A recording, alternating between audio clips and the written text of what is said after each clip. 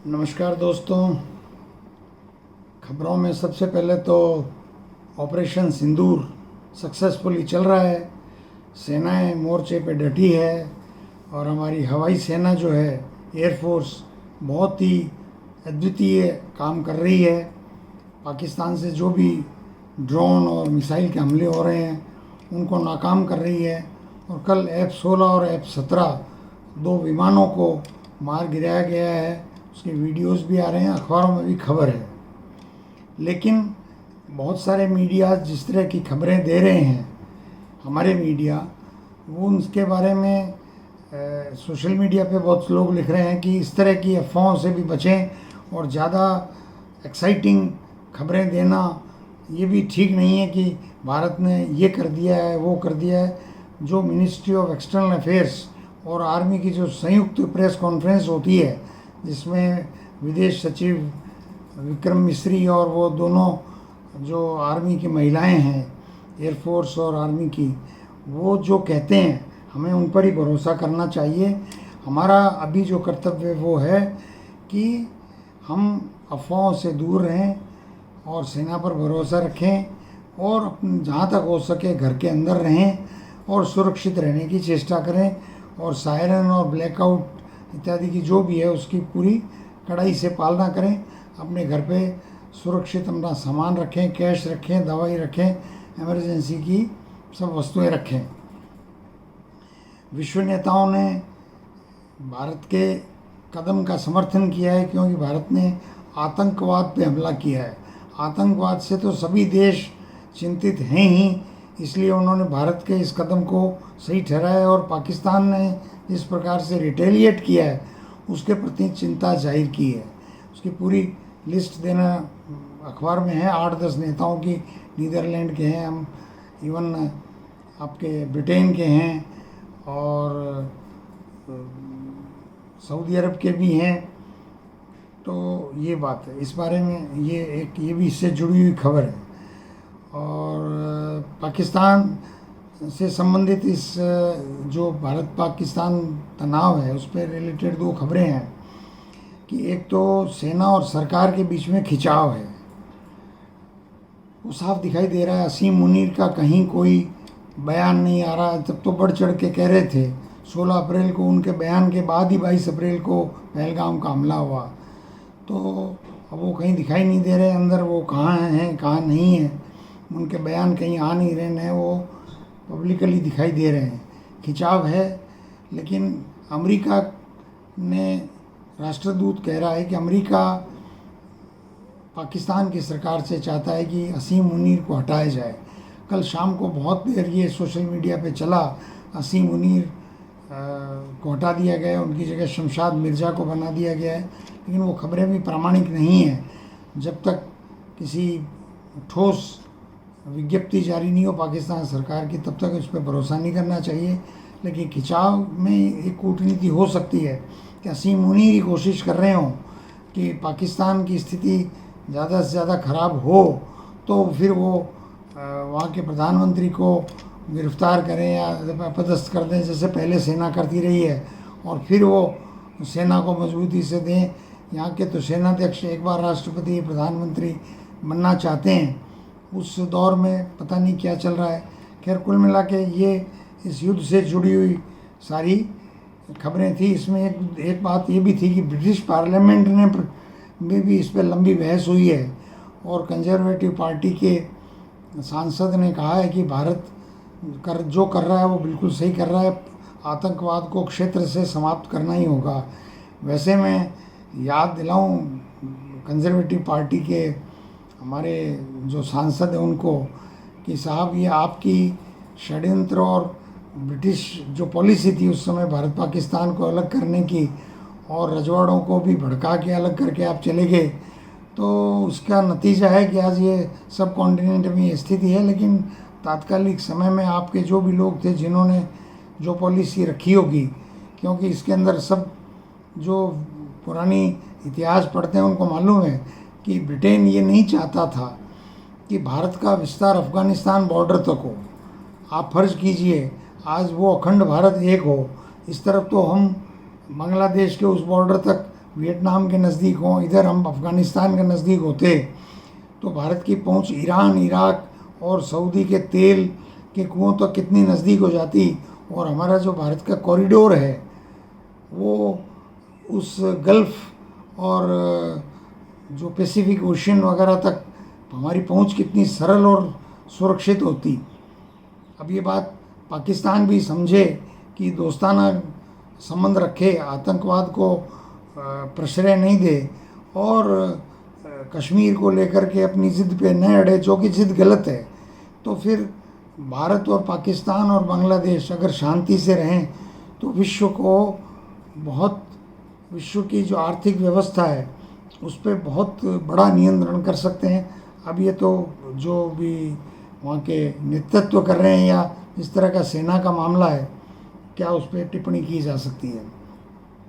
हालांकि पाकिस्तान युद्ध के साथ जो चल रहा है उसके संबंध में नहीं है, पर पाकिस्तान का एक प्रांत है बलूचिस्तान।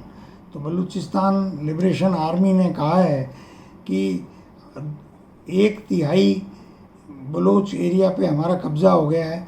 आज सुबह तो वहाँ के कोई मियाँ यार बलोच का ट्वीट भी आया, बताते हैं, ट्वीट तो मुझे नज़र नहीं आया, कि उन्होंने यूएन से अपील की है कि हमको एक स्वतंत्र देश के रूप में मान्यता दी जाए और एम्बेसीज खोलने की इजाज़त दी जाए। पर अब ये इंटरनल पाकिस्तान का मैटर है, मैं इस पर कोई टिप्पणी नहीं करूँगा। अखबार में खबर है वो आपको बता रहा हूँ। मुख्यमंत्री भजनलाल शर्मा जी की बड़ी फ़ोटो के साथ खबर है कि उन्होंने इंटरनल सिक्योरिटी को लेकर मीटिंग ली है, जो एक रूटीन का काम है, करना ही चाहिए। जस्टिस वर्मा जिनके घर नोट पकड़े गए थे, उनको चीफ जस्टिस ऑफ इंडिया ने सलाह दी कि आप इस्तीफ़ा दे दीजिए। जो इंटरनल इंक्वायरी रिपोर्ट आई होगी चीफ जस्टिस के पास, तो उन्होंने इनकार कर दिया है कि मैं इस्तीफ़ा नहीं दूंगा। तो अब वो उनको जो महाभियोग चलाने के बारे में चीफ जस्टिस राष्ट्रपति को लिखेंगे, जो भी आगे की कार्रवाई होगी वो हमारे सबके सामने आगे चल कर आ जाएगी। एक खबर ये भी है कि भाई 199 विधायक फिर रह जाएंगे, क्योंकि हमारे वासुदेव देवनानी जी ने ये किया था कि अब उन्होंने दरियों के रंग बदल दिए, रंग बदल के गुलाबी कर दिए, हरे से गुलाबी कर दिए, और वास्तु के हिसाब से कुछ परिवर्तन किए, और अखबार में आया कि हाँ अब 200 विधायक हैं। तो नज़र लग गई साहब, कंवरलाल जी मीणा का तो पद जाएगा। सुप्रीम कोर्ट ने रिजेक्ट कर दिया। अब कितने दिन वासुदेव देवनानी जी उनको बचाएंगे? निश्चित रूप से उनकी सदस्यता जाएगी और वो 199 विधायक रह जाएंगे। और ये जो बाप पार्टी के जो जयकृष्ण पटेल ने जो कृत्य किया है, इस पे क्या होता है, अगर इनकी भी सदस्यता जाती है तो फिर 198 रह जाएंगे। तो जो वास्तु दोष की बातें होती है, ये हमारे यहाँ एक भारत में सिस्टम है, तो हम उसको ढोते रहते हैं, लेकिन हमें एक वैज्ञानिक सोच रखनी चाहिए। तो ये खबर उसकी हो गई। रीट का परिणाम जारी हो गया है, ये एक सुखद खबर है। उसमें 6 लाख कुछ अभ्यर्थी पास हुए हैं। हम उन 6 लाख में से जो भी आगे का प्रोसीजर है, तो सरकार से मेरी उम्मीद और अपेक्षा है कि टाइम बाउंड तय कर दें, और वो जो उत्तीर्ण हुए हैं उनमें से जिनको सेलेक्ट करना है उनको करें, ताकि शिक्षकों की भर्ती जल्दी से जल्दी हो सके और शिक्षा का स्तर राजस्थान में और बेहतर हो, इसके लिए कदम उठाए जा सकें। वो भी आपको ही उठाने हैं, आपका अपना कमिटमेंट है। बाप विधायक का जो रिश्वत कांड है, उसमें खबर आई है, वीडियो ऑडियो होंगे सरकार एसीबी के पास, तभी ये खबरें छन के छप रही हैं कि उन्होंने ये भी रामनिवास मीणा के बेटे रविंद्र मीणा शायद नाम उसका, उनको ये भी ऑफ़र दी थी कि आप मुझे पार्टनर बना लो अपनी करौली की खान में। तो अब ये तो नेक्सस है, न जाने क्यों विधायकों को खानों का, स्कूलों का, प्राइवेट स्कूलों के मालिक होने का, ठेकों का, ट्रांसपोर्ट का और पार्टनरशिप का धंधा इतना अच्छा लगता है। क्या करते हैं इतने पैसे का, मेरे तो समझ से बाहर है। कभी ईश्वर ने विधायक बना दिया तो कोशिश करूँगा कि एक आदर्श विधायक क्या होता है ये जनता के सामने नमूना पेश कर सकूं। अब वो ईश्वर के हाथ में है कि वो ऐसा अवसर देंगे या नहीं देंगे। आकांक्षा और अभिलाषा तो होनी ही चाहिए, पर डेस्परेशन या ऑब्सेशन नहीं होना चाहिए कोई चीज़ को लेकर के। और आखिरी एक दो खबरें हैं। अशोक गहलोत जी को एआईसीसी में बड़ी जिम्मेदारी के बारे में पंजाब केसरी ने फिर छापा है। कुछ दिन पहले छापा था, लगता है कि पंजाब केसरी के कोई पत्रकार हैं जो इस तरह की न्यूज़ प्लांट करते रहते हैं।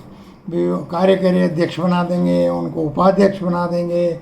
वेणुगोपाल जी राहुल जी के नज़दीक है तो संगठन महासचिव कैसे बनाएंगे, बना भी सकते हैं। अभी वो दिल्ली गए थे, सब ये करके आए थे, 7 तारीख को फिर दिल्ली जा रहे थे, लेकिन साहब ये हो गया, अटैक हो गया, तो इसलिए वो नहीं जा पाए हैं। अब ऐसे ब्यूरो, पंजाब के ऐसे ब्यूरो, मैं ऐसा निजी तौर पे समझता हूँ कि अशोक गहलोत जी जो हैं वो अब अगर सक्रिय खुद रहना चाहते हैं संगठन में, और सत्ता की राजनीति, ये संगठन की राजनीति भी एक तरह की सत्ता ही है, मतलब पार्टी में आप पावरफुल होना चाहते हैं। अशोक गहलोत जी अगर ओबीसी चेहरा है जैसा वो पत्रकार लिख रहे हैं, तो अशोक गहलोत जी तो साधन हैं, पार्टी के पास भी साधन है। बिना पद उनको पूरे देश में घूमना चाहिए और प्रदेश में कम से कम घूमना चाहिए। और जगह जगह ये स्वागत और मालाएँ सब नहीं, ये माला वालों में कुछ नहीं पड़ा है। जाके गाँवों, कस्बों में और शहरों में ज़्यादा से ज़्यादा मीडिया से, जनता से बात करनी चाहिए। तब तो जो सोनिया गांधी जी ने कहा था कि पार्टी ने बहुत कुछ जिनको दिया है उनको पार्टी को वापस देना चाहिए और सत्ता की उस लालसा से दूर रहना चाहिए। खैर ये पार्टी और उनके बीच का मसला है, मुझे उसमें ज़्यादा कुछ कहना नहीं है।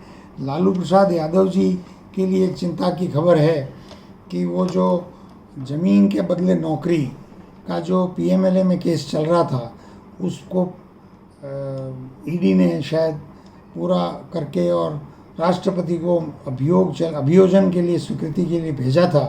तो राष्ट्रपति जी ने उनका अभियोजन यानी कि उनके विरुद्ध मुकदमा चलाने का, क्योंकि वो पूर्व मुख्यमंत्री के साथ साथ पूर्व केंद्रीय कैबिनेट मंत्री भी हैं, तो वो परमिशन दे दी है। तो ये थोड़ी चिंता की विषय है, लेकिन जो भी है अब वो तो कानून अपना काम करेगा। तो आज की ये जो खबरें हैं उसका ये छोटा सा तबसरा आपके सामने मैंने रखा और आप अपनी टिप्पणी करिएगा। धन्यवाद।